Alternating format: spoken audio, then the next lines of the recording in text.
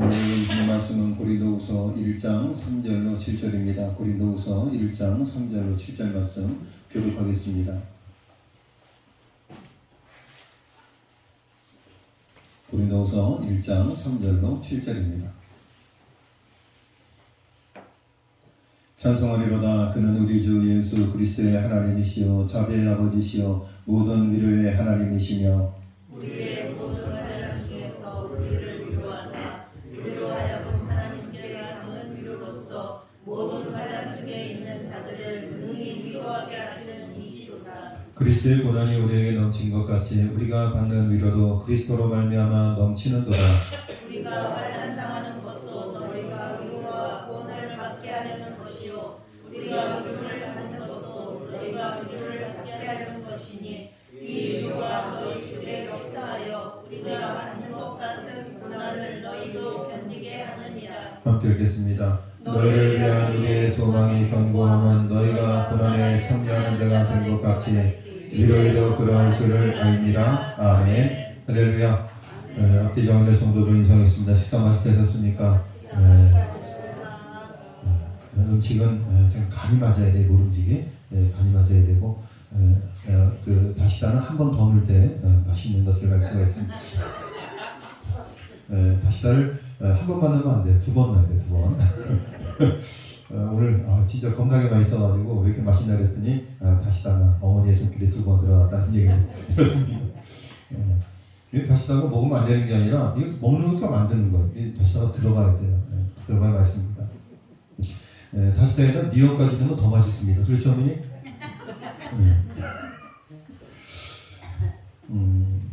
지난번에 어머니 저희 때 갔더니 어머니가 내가 진짜 무슨 복을 받아서 이렇게 행복한 삶을 사는지 모르겠다고 그러시면서 뭐 이것도 갖다 주고 저것도 갖다 주고 카레도 갖다 주고 뭣도 갖다 주고 뭣도 갖다 주고 참 그래서 우리 어머니 이름을 정말 잘 졌다. 삼복 묵복이 있고 감복이 있고 밤복이 있고 밤감묵 하여튼 한 글자로 된 거래요. 밤감묵 할렐루야. 삼복을 받으셨어요. 삼복.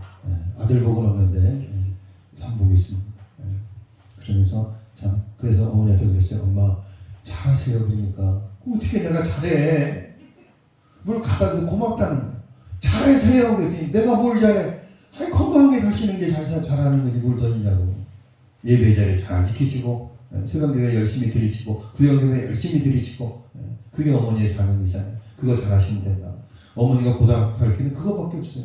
이순환 권사님 묵을 따줬다고 또 어머니도 도타리 쏟아가 묵을 쏟아줄 필요가 없어요. 권사님 그거 묵 파라고 묵 쏟아주는 게 아니에요. 그냥 어머니는 건강하게 맛있게 잡수시고 행복하게 사시는 게 그게 보답하는 길이에요. 그게 정말 행복한 길인 줄로 믿습니다. 제 생각이 모르겠지만 어머니가 시동에 오셔서 많이 건강해지신 것 같아요. 그래서 참 감사하고 우리 성도들께 늘 감사한 마음이 있습니다. 고맙습니다.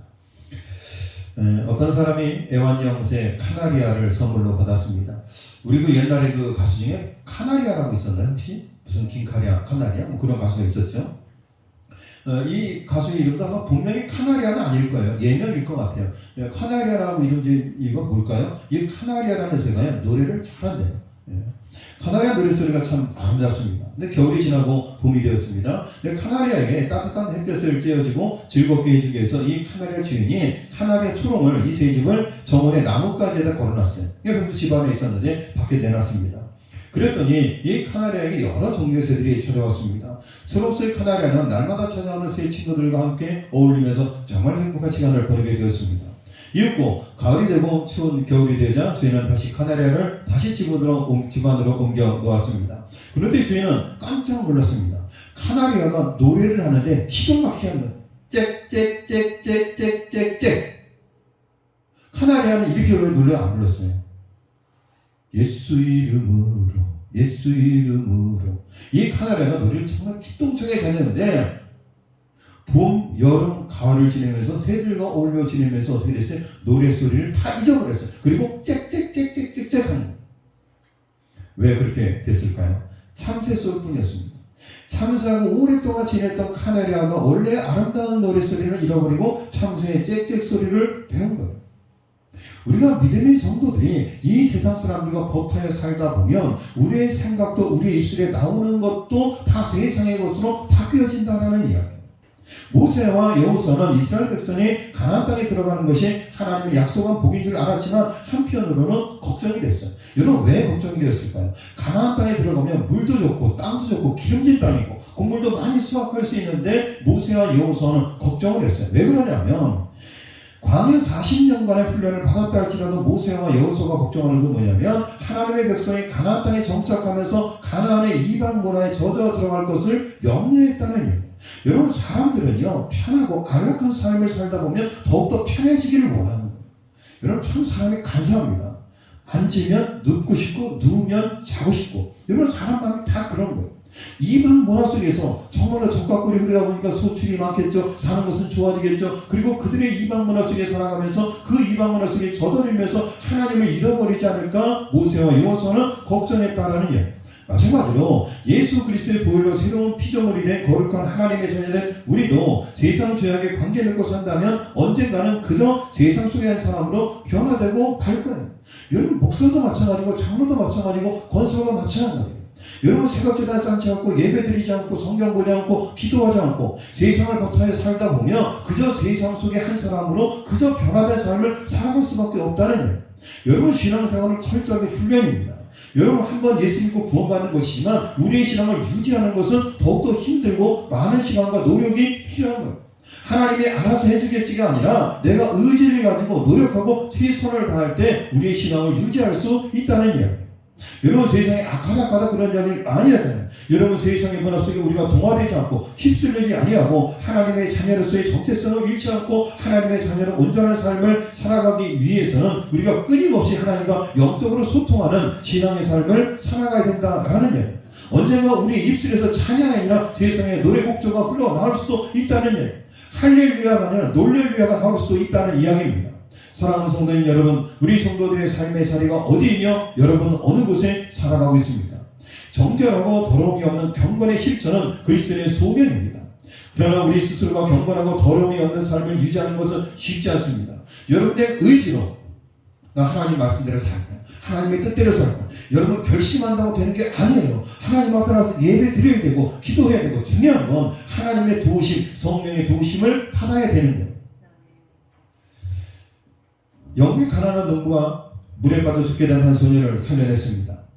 이게 물속에서 살아난 그 소년의 아버지는 얼마나 고마웠겠어요. 그래서 농부의 아들을 런던으로 데리고 와서 자기 아들과 똑같은 교육을 받게 합니다. 그러니까는 물에 빠진 소년의 아버지가 그 소년을 살려낸 농부의 아들을 런던으로 데리고 와서 공부를 시켰다는 거예요. 아들과 똑같은 공부를 받게 했습니다. 그런데 농부의 그 아들이 누구냐면 페니실린을 발견한 알렉산더 플레밍. 여러분 페니실린 아시죠? 이게 아주 좋은 약입니다. 이 페니실린을 발견한 사람이 뭐냐면 그 농부의 아들이었어요. 만약에 그 농부의 아들을 도시로 데리고 와서 교육을 받지 않게 했다면 우리는 페니실린의 효과를 맛볼 수 없었다는 이야기. 그런데 그 아버지에게 익사할 뻔했던 소년은 정작 그 공부를 시켰던 그 아버지의 진짜 아들은 공부에 소질이 없었어요. 공부를 못했어요. 그래서 군사학교를 보냈습니다. 그리고 군사학교를 졸업을 했습니다. 후일에 결핵에 걸려서 죽게 되었을 때 페니실린 덕분에 이 아들이 살아났습니다. 야, 이건 기가 막힌 일 아닙니까? 농부의 아들을 데려다가 공부를 시켰는데 그 아들이 페니실린을 발견했고 자기의 아들은 결핵에 걸려서 죽게 되었는데 농부의 아들이 발견한 페니실린으로 자기의 아들이 살아났어요. 농부의 아들에게 고마움을 갚기 위해서 농부의 고마움을 갚기 위해서 농부의 아들 공부를 가르쳤더니 그 아들이 발견한 약으로 자기 아들이 죽음의 위기에서 살아났다라는 일. 그 아들이 누구냐면 살아난 아들이 바로 누구냐면 영국의 소년 윈스턴 처칠이었어요. 영국의 위대한 수상이 됩니다. 우리나라를 이야기한 위대한 대통령이 되었습니다. 런던이 독일 전투기의 공습으로 폐허가 되는 중에도 그는 승리의 V자를 그리면서 절대로 포기하지 마라. 우리는 이 전쟁에서 승리한다라고 외치면서 영국을 다시 일으켜 세운 사람이 바로 윈스턴 처칠이었어요. 내가 누군가를 살렸더니 내가 누군가에게 은혜를 보답했더니 그 보답한 사람의 손길을 통해서 내 아들이 살아나고 한 나라를 살리는 위대한 수상이 되는 놀라운 역사가 일어나는 것을 보게 됩니다. 우리 모든 믿음의 성도들이 받은 은혜를 기억하고 감사하며 보답하며 누군가를 살리면 그 사랑의 손길을 통해서 내가 은혜를 입고 그 은혜가 나에게 더 큰 은혜로 되돌아올 수 있다는 이야기입니다. 대학 총장이 되신 순복음대학원대 총장인 한별 총장님의 간증이에요. 대학 시험을 봤는데 이 한별 총장님이 시험을 못 봤어요. 잘 못 봤어요. 성적이 너무 못 나왔어요. 근데 이 한별 총장님의 아버지는 늘 야단을 쳤어요. 그리고 어머니는 늘 위로해 주시는 분이었어요. 그런데 시험을 너무 못 봤는데 결과가 나왔는데 아버지가 늘 야단만 치던 아버지가 괜찮다면서 아들을 위로해 줬어요. 조금 후에 앞방에서 부모님 대화 소리가 들렸습니다. 어머니가 아빠에게 부른 남편에게 물어서 어떻게 됐어요? 당신 말대로 달랬지. 그러니까는 이 어머니가 아버지를 설득을 한 거예요. 우리 아들이 이번에 시험을 잘 못 쳤는데 야단치지 말고 좀 위로해 주자고, 힘을 주자고, 격려해 주자고. 그래서 부모님이 짜고 아들을 위로해 주었고, 그날 밤 이 한별 총장님은 부모님의 위로를 통해서 새 힘을 얻게 되었다고 이야기하고 있습니다. 그래서 이 총장이 이런 얘기를 하세요. 인간에겐 위로도 필요하지만 판단도 필요합니다.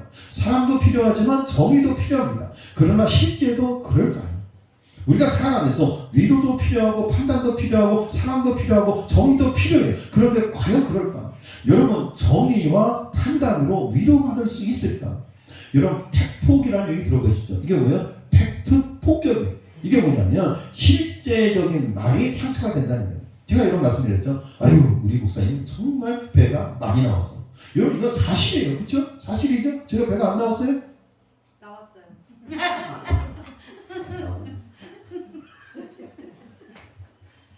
조금 났어요. 조금 났어요. 근데 지금 사모님이 저한테 한 얘기 그게 뭐냐면 팩트 폭격이에요. 팩트 폭격. 팩트는 사실이에요. 사실 공격. 배가 나오면 사실이에요. 그런데 배 나온 놈한테 배 나왔다 그러면 배 나온 놈은 기분 나쁘다는 거예요. 그렇잖아요.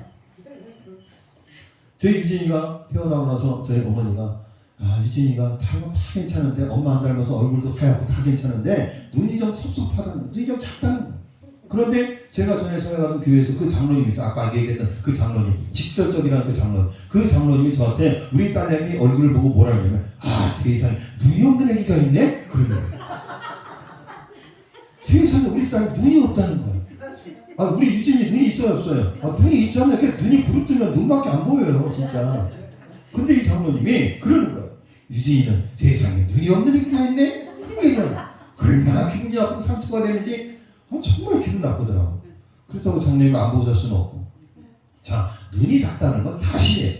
제 눈에는 왕방울지만 객관적으로 눈이 약간 섭섭해. 조금 섭섭해. 네.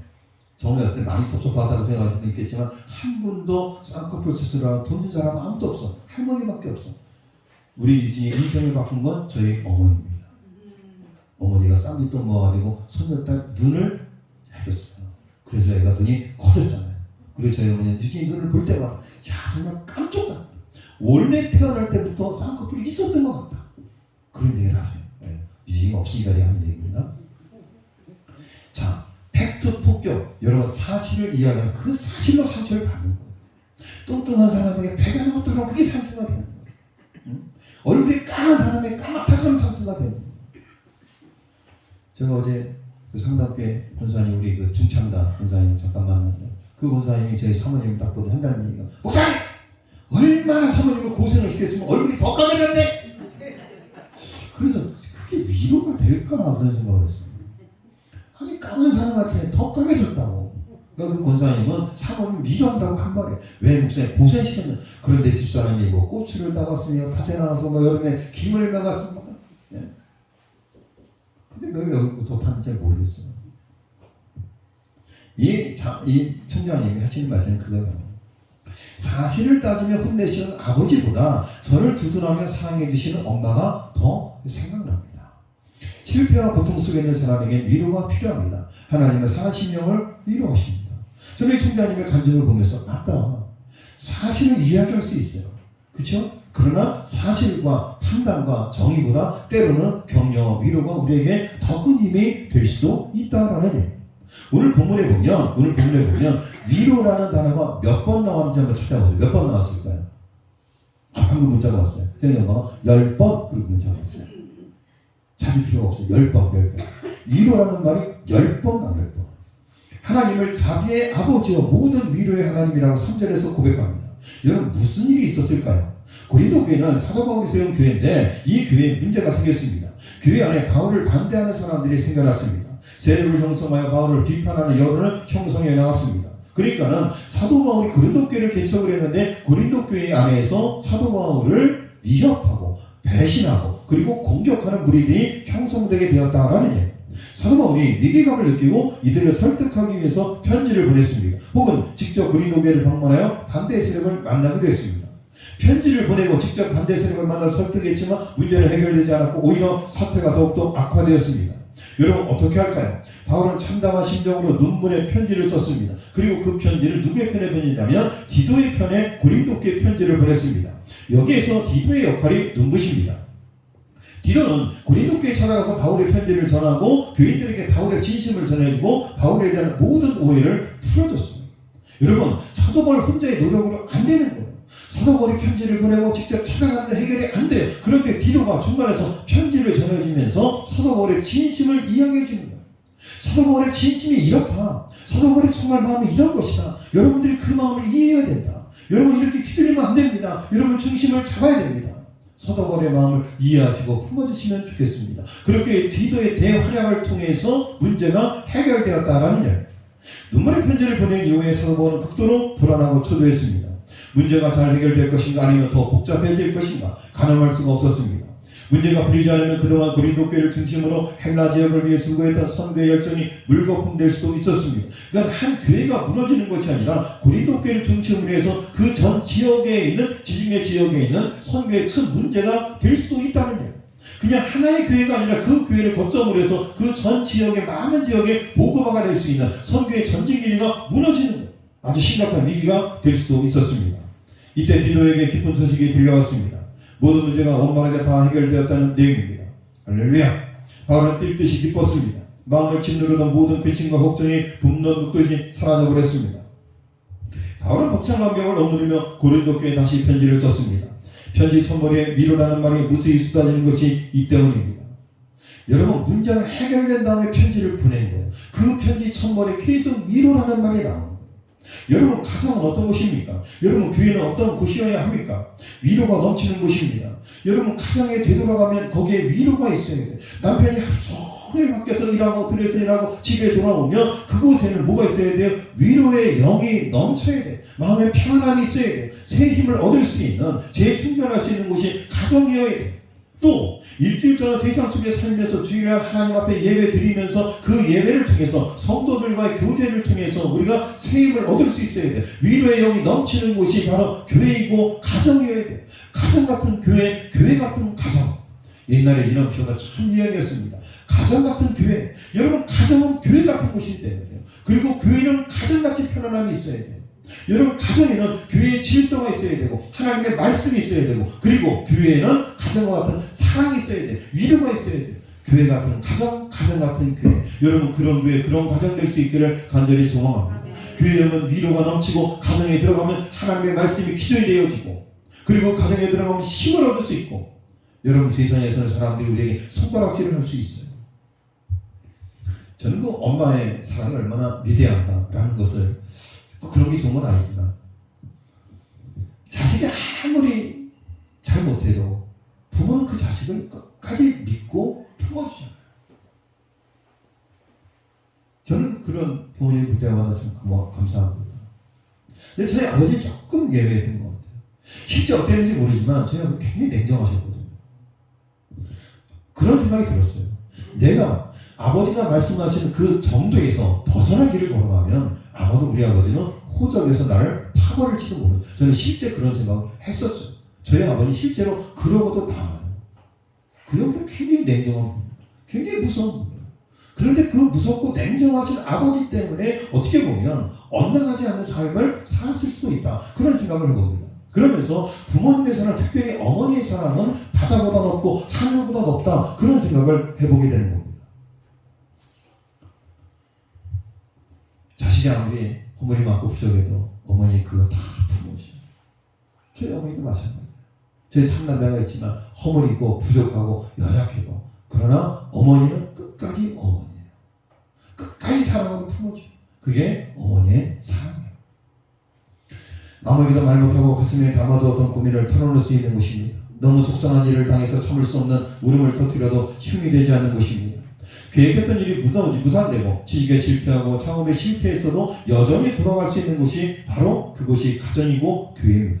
아무 일도 하지 않고 멍하니 시간을 보내도 누가 다같이 가나 재촉하지 않은 곳이 바로 교회이고 가정입니다. 괜찮아? 다 괜찮아. 서로가 이 말을 건네며 등을 토닥이는 곳이 바로 시도교회, 저 여러분의 가정이 된 줄로 믿습니다. 우리 모두 믿음의 성도들이 좀 어깨가 처져 있는 사람들 만나면 괜찮아, 힘을 내, 용기를 내, 괜찮아, 잘 될 거야, 그렇게 격려해주고 세워줄 수 있는 저와 여러분 될 수 있기를 바랍니다. 요한복음에서는 성령을 보혜사라고 표현합니다. 보혜사는 헬라어로 파라클레토스라고 이야기합니다. 파라칼레시스, 위로와 어원이 같습니다. 그러니까는 파라클레시스가 뭐예요? 위로. 파라클레토스가 뭐예요? 성령이에요. 그러니까 성령과 위로는 어원이 같다는 거예요.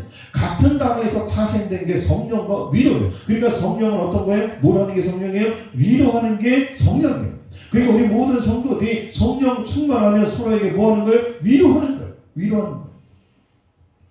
또 다른 말로 카운셀, 상담하다, 도와주다, 그런 뜻을 갖고 있어요. 두 단말 모두 파라라는 단어가 있습니다. 곁에라는 뜻이에요. 그리고 칼레오, 부르다, 곁에 부르다. 성령은 우리를 가까이 불러서 위로해 주시는 분. 한번 따라하겠습니다. 가까이 불러서 위로해 주시는 분. 가까이 불러서 위로해 주시는 분. 이거는 알고 가야 되잖아요. 파라클레토스, 성령. 파라클레시스, 위로. 성령과 위로는 같은 단어예요. 같은 말에서 어원이 나오는 거예요. 우리를 가까이 불려서 위로해 주시는 분, 그분이 바로 성령입니다. 우리 시동교회 여러분들의 가정은 우리가 상하고 우리가 다치고 우리가 부족해도 늘 사랑으로 격려하고 품어줄 수 있는 위로와 사랑이 넘치는 우리 가정과 교회가 될 수 있기를 주의 이름으로 간절히 축원합니다.